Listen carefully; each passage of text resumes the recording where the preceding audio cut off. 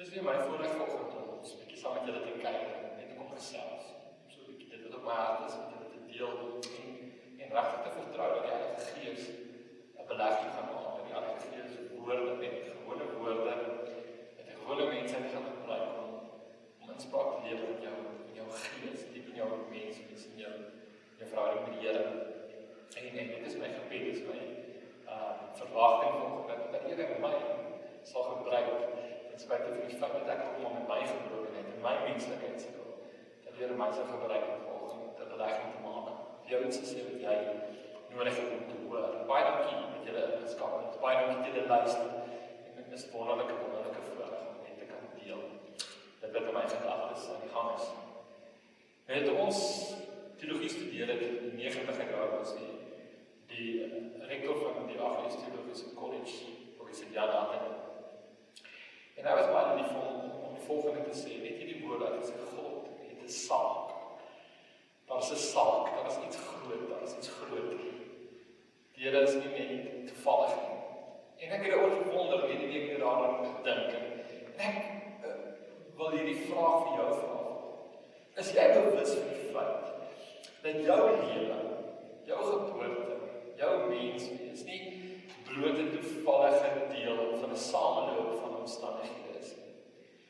Dat jy nie toevallig is wie jy is, leef wanneer jy leef en leef waar jy leef en is waar jy is. Jou geboorte, jou mensworde is nie bloot 'n toevallige gebeurtenis wat veroorsaak is deur die keuse of dalk nie eers deur die keuse, dalk hierdie verrassing van jou pa of ma. Dit is nie 'n besluit in die eerste plek. En alle gelowe, behalwe vir die geloof in die Bybel, behalwe vir die Joodse geloof, vir die Ou Testament aan en ons as kinders van die Here wat in die Bybel in die geheel aan. Al die ander gelowe aanvaar ons mense wees, ons hier op aarde wees, as sonder maar net 'n toevallige kolletjie op die kaart van die lewe. Maar die Joodse geloof vir ons wat aan Christus Jesus verbind is en onsself Christen noem. Maar die hele Bybel is God se insprake ervaar en aanvaar. Glo dat die Here besig is van die begin van tyd af met 'n vaste plan en 'n vaste saak wat iewers sy bestemming gaan bereik wanneer God se plan volbring is. 'n Ander gelowige in die studie weet oor 'n God. En die lewe en die geboorte van mense, die tyd van waar mense bestaan en waar mense is eintlik bloot toevallig. En moet maar net op 'n of ander manier inpas by die storie van hulle God. Hulle moet hom probeer gelukkig hou en hoop dat hulle maar na die beste van hulle vermoë goed genoeg gaan doen, dat hulle nie in hierdie tyd wat hulle nou wel op aarde is, deur hom verwerp gaan word, of eintlik maar te sleg beskou gaan word, om aanvaar te word. Dit beteken die lewe gaan gebeur. Die lewe gaan maar gebeur, wie dit is of nie hier is nie, dit maak nie eintlik 'n verskil nie, jy is maar uitgelewer in wat ook al met die lewe gebeur en wat ook al op jou pad kom. Jy het geen invloed nie, jy het geen inset nie, jy maak geen verskil nie, eintlik maak jy die saak, jy is maar net eintlik uitgelewer, 'n slagoffer van wat ook al gaan gebeur. Maar dis nie wat ons glo nie. Dit is nie die God wat ons dien se plan nie. God het nie maar met 'n kombers of 'n vaag gedagte oor die wêreld gegooi en die individuele komponente van hierdie bestaan van ons menswees maak nie eintlik saak nie. Dit gaan eintlik maar net oor sy groter plan en individue is vol belangrik. Ek dink dit is so duidelik in God se persoonlike handeling met mense in die Bybel dat individue, mense, identiteite.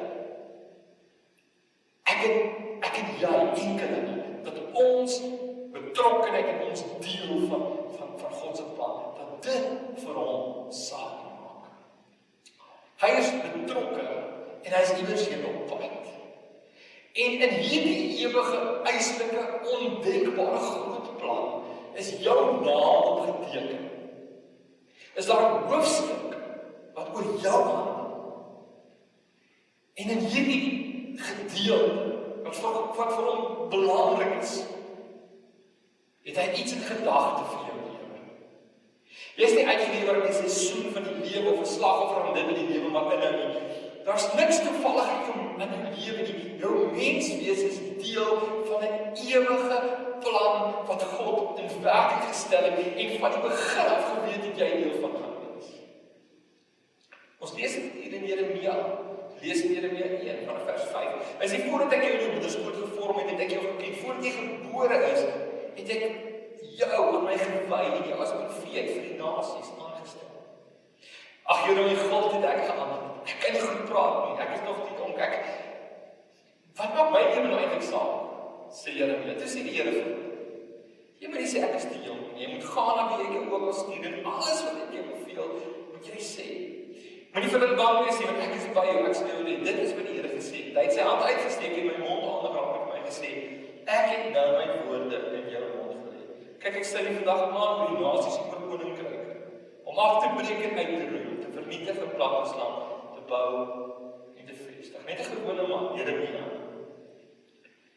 So belangrik genoeg dat die Here aan hom aandag gee. Ons het nog daarvan om te sê, die Here het 'n droom vir jou lewe. Maar dit is baie meer as dit. Die Here het nie net 'n droom vir jou lewe. Sien wanneer ons oor iets droom, dan is dit eintlik nie iets konkreet nie. Dit is eintlik redelike hoop.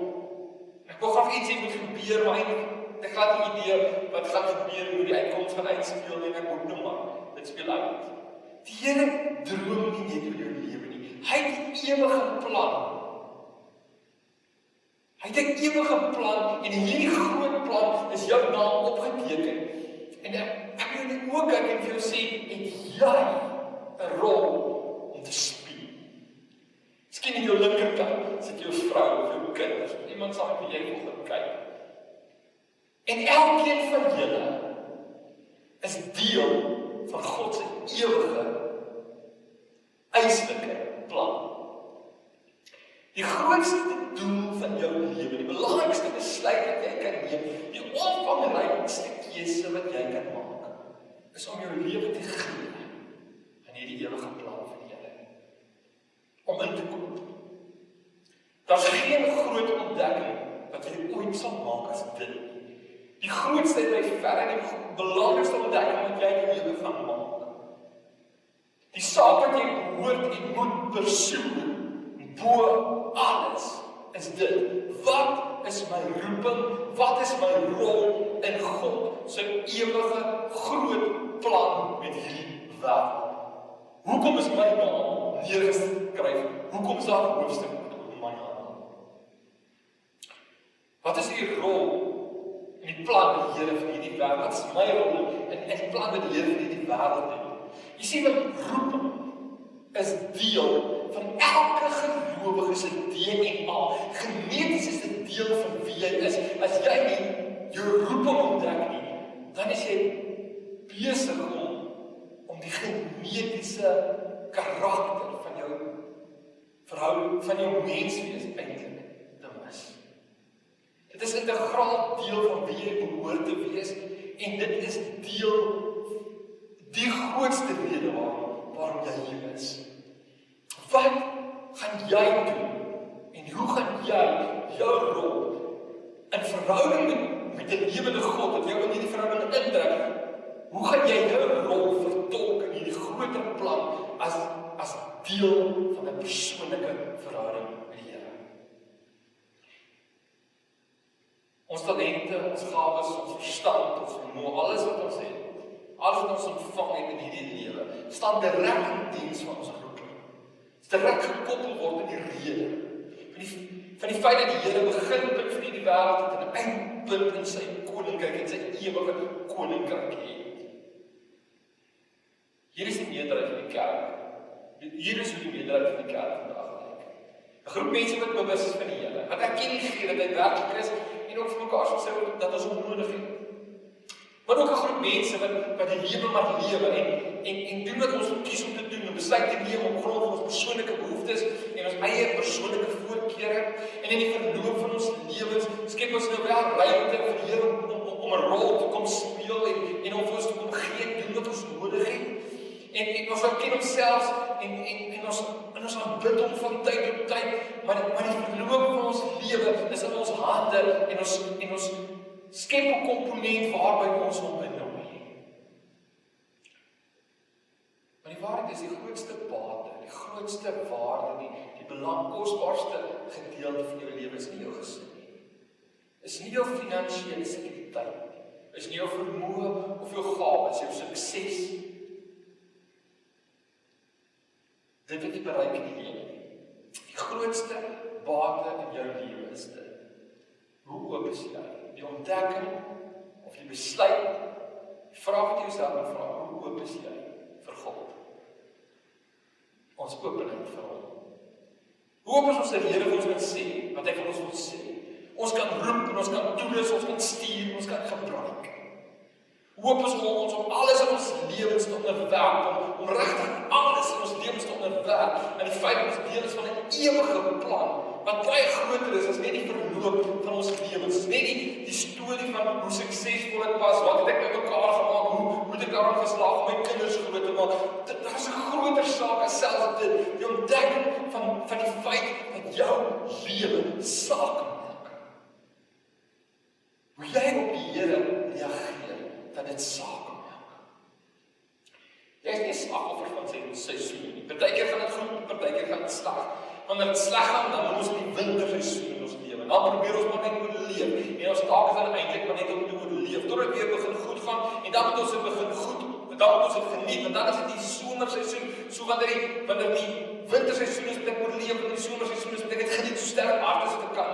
Ons hoop maar net vir die beste, met die slegte seisoene nie te lang sal, maar dan nie inderdaad genoeg goeie seisoene sal kom, dat hierdie koue seisoen tog net sal verbygaan, want dit voel vir ons asof dit skielik winter vir almal is. Maar is iets belangrik om ons te besef. Wanneer dit swaar gaan, is die Here nog steeds God. En dan sit hy nie sy ewige plan op ys en sit dit op hou nie. Dit gaan nog steeds aan. Hy is nog steeds besig met die vorming en die ontwikkeling en die uitspeel van sy ewige plan waarvan jou lewe deel is.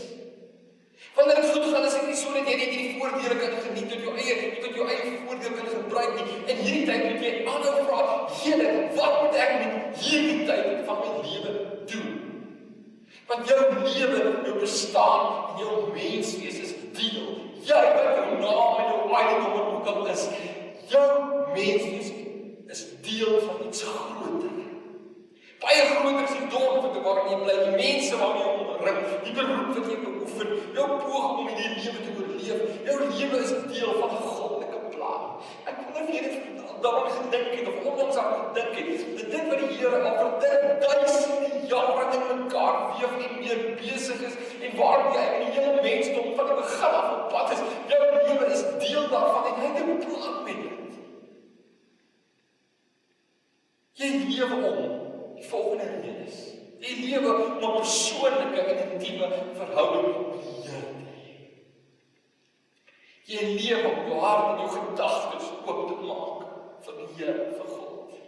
Jy lewe nie net om liefde en geloof te praat nie, maar om liefde en geloof te doen. Om dit te leef. Jy lewe om jou roeping te ontdek.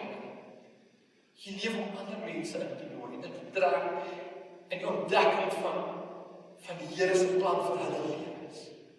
'n Persoonlike verhouding wat die Here ook met hulle wil hê. Jou doel is ook om dit in werking te stel aan ander mense se lewens. Ek wonder soms of vandag se kerk nie te veel klem daarop lê om gelowiges toe te rus en almal bereeds dele van God se koninkryk te bedien en om goeie gelowiges te wees. Om hulle te verseker dat hulle nie alleen is in die Here met hulle is nie. Ek weet, Efesiërs 4 vers 12 sê die Here wil hê ons met gelowiges toelus. Hy sê ons moet die gelowiges toelus, maar waarvoor moet ons die gelowiges toelus? Om gemaklik te kan lewe, om nie te veel bekommerd te wees nie, om nie net te bang te, of nie net bang en vreesbevange te wees nie. Hierdie gedeelte sê ons moet die gelowiges toelus vir hulle diens, vir dit wat hulle vir die Here moet doen, vir hulle hoofstuk in sy groter plan. Om hulle rol te vertolk in die storie, die saak van die Here het. Hierdie woordediens beteken in die oorspronklike taal waar die Nuwe Testament geskryf is, dit beteken harde arbeid om iets in te sit, om te sweet, om te soeg vir iets wat die moeite werd is. Dis nie die taal wat ons in die moderne kerk gebruik om volk wil hoor nie. Ons moet toegerus wees om hard te werk vir iets wat die moeite werd is. Vooruit ons onsself in te span en te wy aan sake wat die sweet werd is. Dis lekkerder om te hoor wat die Here alles vir ons wil doen en hoe hy ons wil help en hoe hy ons wil dra in moeilike tye. En ek is dankbaar dat hy wil en ek is so dankbaar vir sy hulp. Maar is ons harte oop om toegerus te word, om ons rol te speel in die Here se groter plan, om in diens te tree, om intentioneel, doelbewus en doelgerig in diens te tree van God se koninkryk en sê, Here, wat moet ek doen in hierdie saak waarmee u self bemoei of vir u oorlaat. Dit is ons verantwoordelikheid om nie net die koninkryk te bedien of om as deel van die koninkryk bedien te word nie, maar om die koninkryk te groei. Om het uit te brei. Om die voetspoor van God se genade, die voetspoor van God se liefde, die voetspoor van God se hoop, die voetspoor van God se betrokkenheid oral te gaan neersit waar ons ook al bevind. Ons moet vir die wêreld gaan wys hoe die Here lyk en wat die Here doen. Om hulle te bereik wat gebroken is, om hulle te bedien wat verlore is en in te trek. Mense wat verlore sal gaan, is ons nie ons kan bring nie. Om ons rol te speel in die plan van die Here, in die skepping van die wêreld en die werking gestel. In die week is ek betrokke by die City Changes Movement, waar ons gesels het oor God se transformasie, sy plan vir stede, vir mense. Mense het daar in die tyd gesê, dis hy het gesê, the church does not have a mission. The mission of God as a church. En ek wil so 'n bietjie verpersoonlik volgende, ek wil vir jou sê dat jou lewe is nie op soek na die wil van die Here. Soveel mense sê, maar wat is die wil van die Here vir my? Ek soek, eintlik is jou lewe nie op soek na die wil van die Here nie. Van die wil van die Here is uitgesit. Matteus 28:9. God wil hê dat ons betrokke moet wees in die bereiking van elke volk en nasie en God se voetspoor neer te sit. Die wil van die Here is op soek na jou lewe. So om te sê, Here, wat is u wil vir my? Is eintlik daar 'n verkeerde benadering of uitgangspunt. Die vraag is dan eerder, Here, ek weet u wil is op soek na my lewe. Hier is my lewe. Nou, jy is volgende. Maar ek jou dalk net uitnooi en uitdaag. En jouself te kyk en ontdek dat jy is deel van 'n baie groot saak. Jy is deel van iets wat regtig saak maak, iets wat belangrik is, iets wat strek na die bestaan van die hele wêreld. Jou naam staan in 'n spesifieke hoofstuk. Wil jy nie vanoggend dalk net sê, Here, as u saak opsoek is na my lewe, hier is my lewe, net miskien daar by jou sitkamer sit, jou bed sit, dan vir 'n oomblik net weer, Here sê, Here, ek ben nie vasgevang word deur omstandighede, of my verhouding met u moet bepaal word deur hoe dit met my gaan of nie met my gaan nie. Deur COVID-19 met ons almal so hard nie mekaar kan gooi nie. Ek net sê, hier is ek. As jy wil opsoek is na my, hier is ek. En dis my woord vanoggend vir jou. As jy daar is, dit ontdek, sal God se plan uitspeel en uiteindelik sal jy deel is van die groot oorwinning wat hy ons almal bestem het. Kom ons bid saam. Here, ons wil nie vasgevang wees in ons lewens nie. Ons wil nie vasgevang wees in omstandighede. Ons wil nie vasgevang wees in ekonomie en politiek en selfs in godsdienst nie. Ons wil uitverkoop wees aan hierdie saak, aan hierdie plan, aan hierdie groot stempel wat jy kom neersit in die skepping van hierdie aarde. Dankie dat jy ons genoeg ag om ons in te nooi en in te roep en deel te maak van iets wat so groot en so omvangryk is, iets wat oor eeue en oor eeue strek, en dat ons in hierdie tyd en hierdie oomblik vandag ons naam kan sien as 'n opskrif van 'n hoofstuk en help ons Here om te sê, hier is ek, hier is my lewe, as u roeping op soek is na my, is ek beskikbaar. Roep ons mense, Here, Gee hulle weer 'n nuwe inspirasie om U bo alles te stel, en U te vind, en hulle lewens vir U te gee. Seën, rig ons op, wys vir ons waar ons die rol kan vervul.